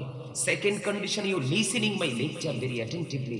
আমার কথা সবাইকে মন দিয়ে শুনতে হবে। থার্ড কন্ডিশন, ভালো না লাগলে I say go to your seat out of sight. আপনি বাসায় চলে যাবেন, কারণ আপনার এখানে বসে থেকে কোনো লাভ নাই, আপনারও লাভ নাই, বরঞ্চ আমাদের ক্ষতি। কারণ আপনার মনোযোগ নাই, আপনি উদাসীনতার মধ্যে আছেন। আপনি যে কোনো সময় যে কোনো কথা বলবেন, আরেকজনের ডিস্টার্ব হবে। এই জন্য আমি সব প্রোগ্রামে, ম্যাক্সিমাম প্রোগ্রামে বলে থাকি, বিশেষ করে যেগুলো প্রতিকূলে থাকে এগুলোতে বেশি বলে থাকি যে ভালো না লাগলে চলে যান, কারণ আমাদের অবস্থা মোট না। আপনি মনে করছেন যে সকাল বিকাল খেতে পারতেছি, মোটা সোটা হয়েছি একটু, এটাই সুস্থ জীবন? নয়। আমি কি বলি দেখেন, আল্লাহ কোরআন, আমি এখনো হাদিসে ঢুকিনি, আমি শুধু কোরআনের মধ্যে আছি। আল্লাহ রাব্বুল আলামিন বলেছেন একবার স্পষ্টভাবে, আল্লাহ রাব্বুল আলামিন সবকিছু আমাদের সামনে উন্মুক্ত করে দিবে। তবে সেই দিনটা কোন দিন? ইযাস সামাউ ফাতারাত ওয়া ইযাল কাওয়াকিবু ইনতাসারাত ওয়া ইযাল বিহারু ফুজ্জিরাত ওয়া ইযাল কুবুরু বু'সিরাত আলিমাত নাফসুম মা কদ্দামাত ওয়া আখখারাত। আজকে 9-10 দিন আমি অসুস্থ, এই কারণে আমি ভালো করে টেনে কথা বলতে পারতেছি না। সম্মানিত উপস্থিতি, আকাশটা যখন কি হয়ে যাবে, বিদীর্ণ হয়ে যাবে, ভেঙে চলে যাবে, তারকাগুলো জমিনের দিকে বিক্ষিপ্ত হয়ে ঝরে ঝরে পড়বে, সমুদ্রটা উদ্বেলিত হয়ে যাবে, তখনই আল্লাহ রাব্বুল আলামিন কবরটাকে উন্মুক্ত করে দিবে, ওপেন করে দিবে। আপনার আমার জীবনের আমল নামাটা চোখের সামনেই থাকবে। কিন্তু সেদিন পালিয়ে যাবেন। আল্লাহ বলেছেন, নো, ইম্পসিবল, ইন্না বাতশা রাব্বিকা লাশাদীদ। আল্লাহ বলেছেন, the seizing of Allah is difficult. আল্লাহর ধরা, আল্লাহর পাকড়াও বড় শক্ত, বড় কঠিন। আল্লাহ খুব শক্তভাবে ধরবে বান্দাকে। আল্লাহু আকবার বলেন না? আরে আরো জোরে বলেন আল্লাহু আকবার। জিকির কাকে বলে জানেন? এই যে সুবহানাল্লাহ, আলহামদুলিল্লাহ, আল্লাহু আকবার, লা ইলাহা ইল্লাল্লাহ, কাউকে ভালো কাজের জন্য ডাকা, কাউকে মন্দ কাজের জন্য বারণ করা। এর মধ্যে উত্তম জিকির হলো নামাজ। নামাজ হলো জিকিরের জলসা। যেই আমলটা একই জায়গায় দাঁড়িয়ে এবং বসে সম্পন্ন করা হয়, এটাকে বলা হয় জিকিরের জলসা। আর যেই আমলটা বিভিন্ন জায়গা পরিদর্শন করে সম্পন্ন করা হয়, এটাকে বলা হয় জিকিরের জুলুস। যেমন হজ হলো জিকিরের জুলুস, আর নামাজ হলো জিকিরের জলসা। আজকের এই জায়গাটাও কিন্তু জিকিরের জলসা। আপনাদেরকে যে আমি বলতেছি জিকির করার জন্য, আপনাদের শরীরে ময়লা নাই, ময়লা সবগুলো জমে গেছে মনের ঘরে। কোন ঘরে? আত্মার ঘরে, রুহের ঘরে। এখানে জং ধরেছে। আল্লাহ রাসূল বলেছেন, প্রত্যেকটা জিনিসকে যন্ত্র, প্রত্যেকটা জিনিসের ময়লা পরিষ্কার করার একটা যন্ত্র থাকে, আর মানুষের মনের ঘরের ময়লা দূর করার যন্ত্র হলো মাওলার জিকির। জুরকন্না সুবহানাল্লাহ। জিকির ইজ দ্য হার্ট মেডিসিন। জিকির হলো হার্টের ঔষধ। জিকির কি হার্টের? দেখবেন যেই মানুষ বেশি জিকির করে, এই মানুষ একদম স্ট্রং, তার জীবনযাপন অত্যন্ত সুন্দর। সম্মানিত উপস্থিতি, আল্লাহ বলেছেন, ইন্না বাতশা রাব্বিকা লাশাদীদ। আল্লাহ বান্দাকে ধরবে খুব শক্ত, বাংলা পাকড়া বড় শক্ত, বড় কঠিন। আল্লাহ বলেছেন ইন্নাল্লাহা সারিউল হিসাব, Allah is going to take account, Allah হিসাব গ্রহণে অত্যন্ত তৎপর। তার মানে ধরার পরে কিন্তু হিসাব নেওয়া শুরু করে দিবেন। কিন্তু আমি যেটা দেখতে পাচ্ছি আর কি, বর্তমান জামানায়, বর্তমান সমাজে, আমাদের বাংলাদেশের ম্যাক্সিমাম জায়গায় মসজিদের মেম্বারটা পর্যন্ত অপবিত্র হয়ে যাচ্ছে, ঠিক না? কারণ এমন সমাজে এমন এমন কিছু মানুষ নেতৃত্ব দিচ্ছে, ওই মানুষগুলো নেতৃত্ব দিতে দিতে মসজিদ পর্যন্ত চলে গেছে। ইমাম সাহেবরা উন্মুক্তভাবে অনেক জায়গায় কথাও বলতে পারে না। এই না পারার কারণে, সত্য কথাটা মন খুলে মুসল্লিদের সামনে তুলে ধরতে না পারার কারণে অনেক সত্য কিন্তু আড়ালেই থেকে যাচ্ছে। আর এই আড়ালে যেটা থেকে যায়, জনসম্মুখে আসে না, মানুষ জানতে পারতেছে না, বুঝতে পারতেছে না। আর জানতে না পারার কারণে, বুঝতে না পারার কারণেই মানুষ ধীরে ধীরে অন্ধকারাচ্ছন্ন পরিবেশের দিকে ধাবিত হয়ে যাচ্ছে। সম্মানিত উপস্থিতি, আজ থেকে আরো বলো 10-15 দিন আগে আমাদের কুমিল্লা শহরে, জায়গাটার নাম বলবো না, এক মসজিদে আপনার খতিব সাহেব সুদ নিয়ে ওয়াজ করেছেন। কি নিয়ে? সুদ নিয়ে ওয়াজ করেছেন। ওয়াজ করার পরে উনি নামার সাথে সাথে ওনাকে বলছে, আপনি আর আগামী জুমায় আসতে হবে না, সভাপতি সাহেব বলেছেন। আপনারা নাউজুবিল্লাহ বলতে পারেন না? আপনি বলেন, যেই মসজিদে সুদের কথা বলা যাবে না, এই সমাজ কি জীবিত না মৃত? সম্মানিত উপস্থিতি, আমাদের দুঃখের কোনো শেষ, আফসোসের কোনো শুরু আছে, শেষ নেই। এতটাই অন্ধকারাচ্ছন্ন পরিবেশের দিকে আমরা যাচ্ছি। আমার দিকে তাকান। দুঃখজনক হলেও সত্য, আল্লাহ রাব্বুল আলামিন বলেছেন, লা ইয়ামুতু, people will not die that day, মানুষ সেদিন আর মরতে পারবে না। ফিহা ওয়ালা ইয়াহয়া, people will not be able to live that day, সেদিন মানুষ বাঁচতেও পারবে না। আল্লাহ বলেছেন, ওমা হুম আনহা বিগাইবিন, people will not be able to escape that day, সেদিন মানুষ সেখান থেকে পালাতেও পারবে না। আল্লাহু আকবার বলেন না? দেখেন তো পরকালটা কতটা ভয়ঙ্কর। বাঁচারও সুযোগ নাই, মরারও সুযোগ নাই, পালাবারও সুযোগ নাই। আবার আপনি উন্মুক্ত না, আপনাকে কিন্তু ধরবে খুব শক্তভাবে। জীবনে কি কি করেছেন, আল্লাহ রাব্বুল আলামিন কোরআন শরীফের 30 পারায় সূরা ইনফিতরের মধ্যে আল্লাহ নিজে ওয়াজ করতেছেন। আল্লাহ বলতেছেন যে কবর যখন ওপেন হয়ে যাবে, তোমরা প্রত্যেকের সামনে সবকিছু কি থাকবে। এই জন্য আমার রাসূল বলেছেন,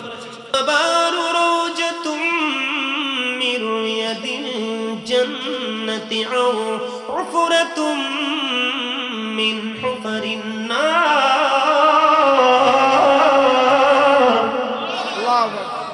এত সুন্দর ধ্বনি কোরআন এবং হাদিসে, আপনারা আল্লাহু আকবার বলতে পারেন না? আরো জোরে বলেন আল্লাহু আকবার। আরে আরো জোরে বলেন আল্লাহু আকবার। আল্লাহু আকবার তো জিকির। আল্লাহু আকবার, আল্লাহ বড়, এর চেয়ে বড় জিকির আর কি হতে পারে? আপনারা কিন্তু শেষ পর্যন্ত থাকার জন্য আসছেন না? অবশ্যই, যেহেতু শেষ পর্যন্ত থাকবেন, যেন আসলে বসাটা কাজে লাগে, ওই নিয়তে বসেন, তাহলে বসাও কাজে লাগবে, সব কাজে লাগবে। আর যদি বলে না হুজুর আসছে, জাস্ট একটা ফর্মালিটি মেনটেন করে চলে গেলাম, তাহলে আপনি বসে এখানে লাভ নাই। যে কনকনে শীত, বাসায় গিয়ে ঘুমান, তবে বুঝবেন দুটো খাটার পরে ঘুম যে কত প্রকার, কত প্রকারের ঘুম যে আছে, দুটো চোখ বন্ধ করার পরে বুঝবেন, দেখতে পাবেন। কিন্তু কত আফসোস যে করবেন সেদিন, আর ফিরে আসার সুযোগ নেই। বাঁচার, মরার আহারি কষ্ট। বন্ধুরি আমার নবী, আপনার নবী, দুই জাহানের বাদশা নবী, সরকারে মদিনা, ইমামুল মুরসালিন, তিনি বলে দিয়েছেন, আল কবরু রাওজাতুম মির রিয়াদিল জান্নাতি উফরাতুম মিন হুফারিন নার। আপনার আমার প্রাণের নবী সরকারি মদিনা, তিনি বলে দিয়েছেন, কবরটা জান্নাতের বাগান সমূহের একটা বাগান হবে, আবার জাহান্নামের গর্তের একটা অংশ হবে। জোরে জোরে কন্যা নাউজুবিল্লাহ। পৃথিবীতে মানুষ কয় প্রকার? দুই প্রকার, একটা হলো আল্লাহ রাসূলের পাগল, আর একটা হলো আল্লাহ রাসূলের শত্রু। কথা বলেন না কেন? মুসলমানের মধ্যে সবচেয়ে বড় শত্রু যারা, তারা হলো মুনাফিক। বন্ধু, তাদের পচন কিন্তু কবরে যেতেই যেতেই শুরু হয়ে যাবে। আল্লাহ কোরআনে বলেছেন, ইন্নাল মুনাফিকিনা ফিদ দারকিল আসফালি মিনান নার। আল্লাহ বলেছেন, the hypocrites will be in the lowest place of hell. মুনাফিকরা জাহান্নামের একেবারে সর্বনিম্ন জায়গায় থাকবে। হাদিস শরীফের মধ্যে এসেছে, আপনার আমার প্রাণে নবী বলেছেন, আল্লাহর হাবিব বলেছেন, ইমানদাররা আমি নবীকে ভালোবাসবে, আর মুনাফিকরা আমি নবীকে ভালোবাসবে না। জোরে জোরে বলেন না নাউজুবিল্লাহ। নবীকে ভালোবাসার নাম হলো ঈমান। নবীকে ভালোবেসে আল্লাহকে ভালোবাসার নাম হলো ঈমান। আল্লাহকে পেতে হলে স্টেশন লাগবে, সেই স্টেশন হলো মদিনা। ওই মদিনা থেকে টিকিট কেটে আপনাকে আল্লাহ পর্যন্ত পৌঁছাতে হবে, অন্যথায় আল্লাহ রাব্বুল আলামিন দিদার আপনার নসিবে জুটবে না। বলে, হুজুর কবর থেকে হুট করে এখানে কেন চলে আসলেন?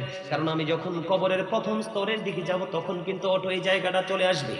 তার মানে আপনি একা একা ঘরে বসে বসে কোনায় নামাজ পড়বেন, ইবাদত করবেন, অন্যায় অপরাধ অত্যাচার জুলুমের প্রতিবাদ আপনি করবেন না, তাহলে আপনিও কিন্তু গজব থেকে বাঁচতে পারবেন না। সম্মানিত উপস্থিতি, আজকের মাহফিল দেখে আমি অত্যন্ত দুঃখিত হয়েছি। আপনারা যারাই এসেছেন শুকরিয়া, কিন্তু আপনাদের কাছ থেকে কাঙ্ক্ষিত যে বয়সটা আমি কিন্তু পাইনি। এটা অত্যন্ত লজ্জাজনক। আমি আপনাদেরকে আবারও বলবো, জীবনটা অল্প সময়ের। আগেকার যুগের মানুষের তুলনায় এখনকার মানুষের হায়াত একেবারেই ছোট।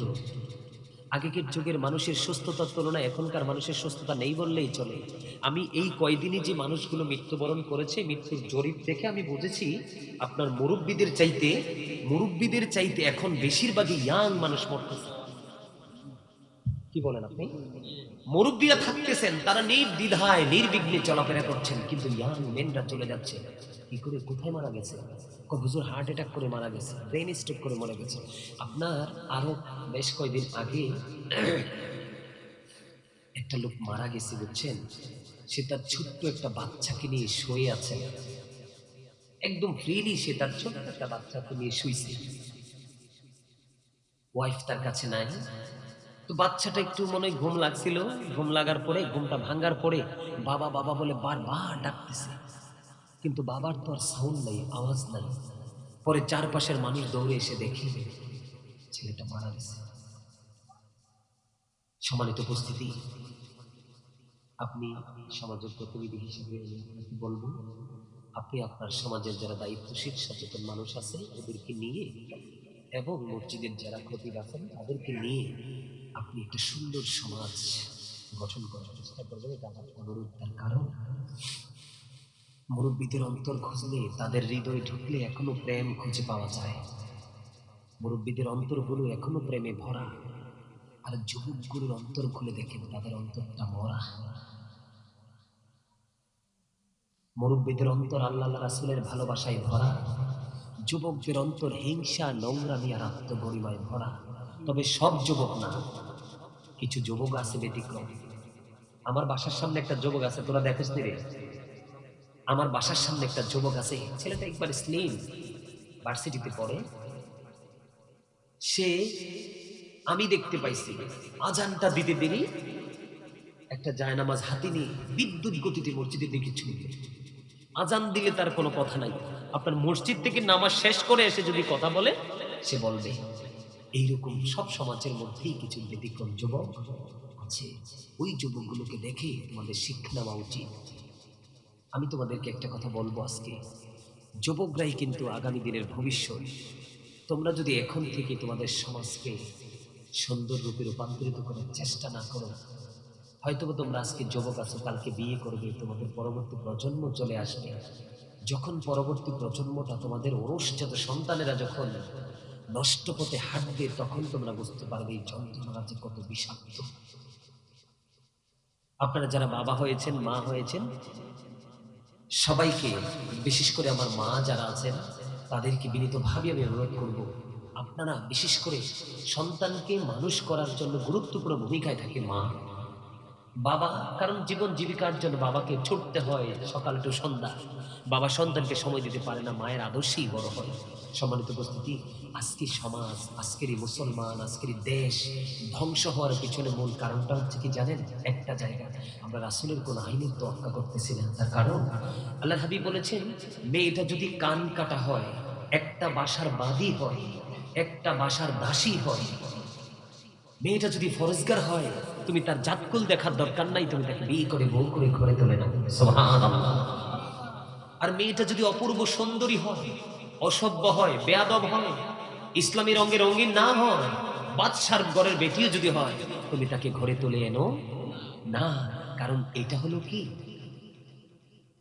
পরবর্তী জেনারেশনকে আনার যে স্থান হচ্ছে এটা।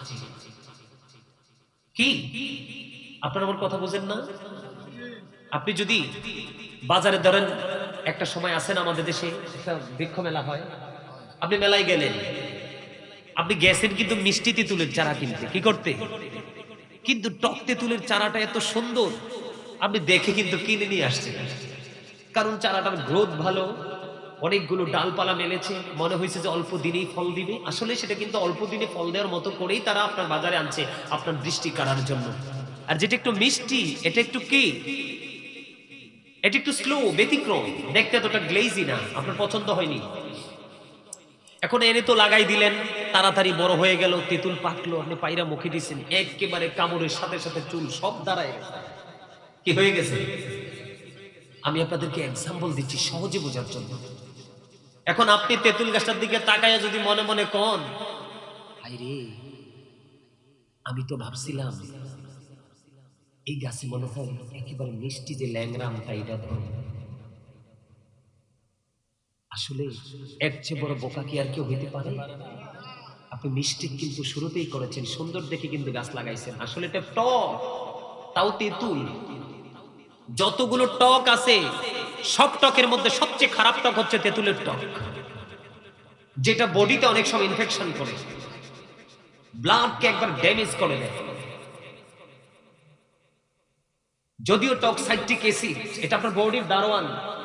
আপনি যদি বেশি বেশি করে টক খাওয়ার অভ্যাস করতে পারেন, আপনি কিন্তু ইনশাআল্লাহ আপনি কিন্তু সহজে অসুস্থ হবেন না। কারণ এটা সাইট্রিক অ্যাসিড আপনার ভিতরে টক্সিন গুলো কেমন ভাবে গ্রাস করে, চিবিয়ে এটাকে একবারে মেরে ফেলে। কথা কি বুঝতে পারছেন আমার? সম্মানিত উপস্থিতি, আসলে অনেক কথাই বলার ছিল, আর বলবো না। আমি আপনাদেরকে এইটুকু বলবো, ছেলে যখন বিয়ে করাবেন, গড়ে গিয়ে দেখবেন, ওই বাড়ি গিয়ে খোঁজ নেবেন মেয়েটা আল্লাহওয়ালা কিনা, তার মা আল্লাহওয়ালা কিনা, পরেশগার কিনা, পর্দা করে কিনা। আবার যখন মেয়ে বিয়ে দেওয়ার জন্য ছেলে যখন খুঁজবেন, ওই ছেলে খুঁজতে যাওয়ার পরে দেখবেন ছেলেটা পরেশগার কিনা, বাবাটা নামাজ পড়ে কিনা। যত বড়ই বিজনেসম্যান হোক না কেন, মরতে তো হবে। আর আপনাকে বাবা মা হিসেবে কিন্তু আপনাকে আল্লাহর কাছে জবাবদিহিতার আওতায় আসতে। আমার দিকে তাকান। Every parent should take care their children very carefully. প্রত্যেকটা পিতামাতার উচিত তাদের সন্তানের দায়িত্ব যত্ন সহকারে পালন করা। আর আমরা সন্তান হিসেবে আমাদের উচিত, we should obey our parents. আমাদের প্রত্যেকের উচিত আমাদের পিতামাতাকে মান্য করা। আমার দিকে তাকান।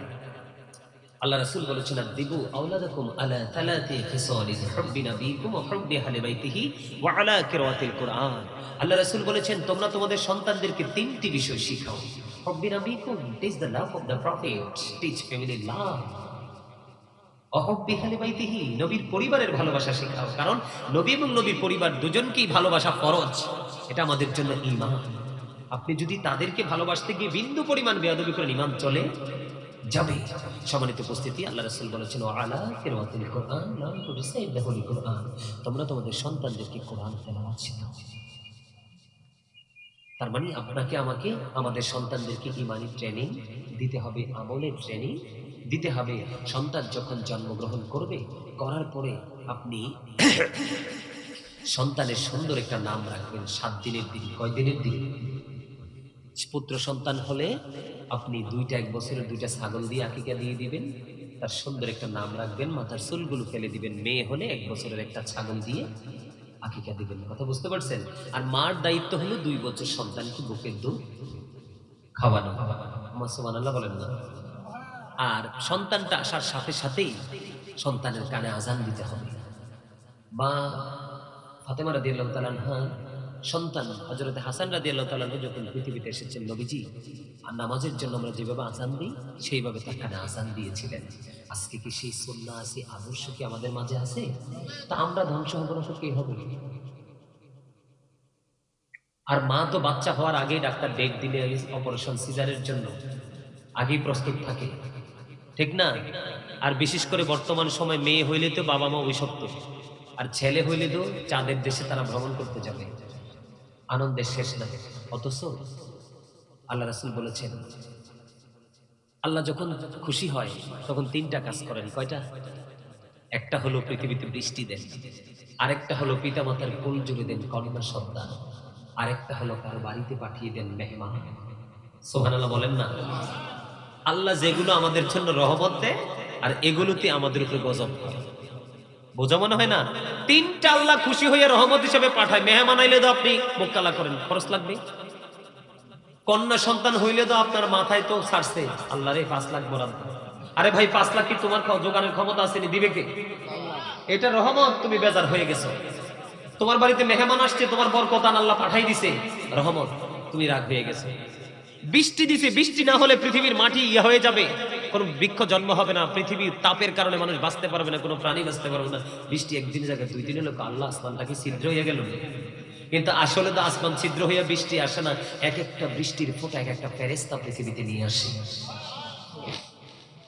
সম্মানিত উপস্থিতি, এই জন্য বলছি আপনারা একটু সচেতনভাবে জীবনযাপন করবেন, 5 ওয়াক্ত নামাজ পড়বেন, হালাল পথে রোজগার করবেন, বেশি বেশি করে পরকাল নিয়ে চিন্তা করবেন। কারণ পরকালের চিন্তা যার সিনায় নাই তার কাছে কোনো ভালো মন্দ আগুন পানি নেই। সম্মানিত উপস্থিতি, আর আলোচনা করব না, তাবারুক আছে রে। তাহলে আমি একটু রাসূলকে দাঁড়িয়ে সালাম দিব। আপনারা সালাম যখন দিতে যাব আপনারা সবাই কাতারবদ্ধ হয়ে যাবেন। কি হয়ে যাবেন? খিচুড়ি নি তাবারুক? এই বিরিয়ানি না খিচুড়ি? ওই বিরিয়ানি নিয়ে বিরিয়ানি তেল হাতে হাতে দিবে। আপনারা সবাই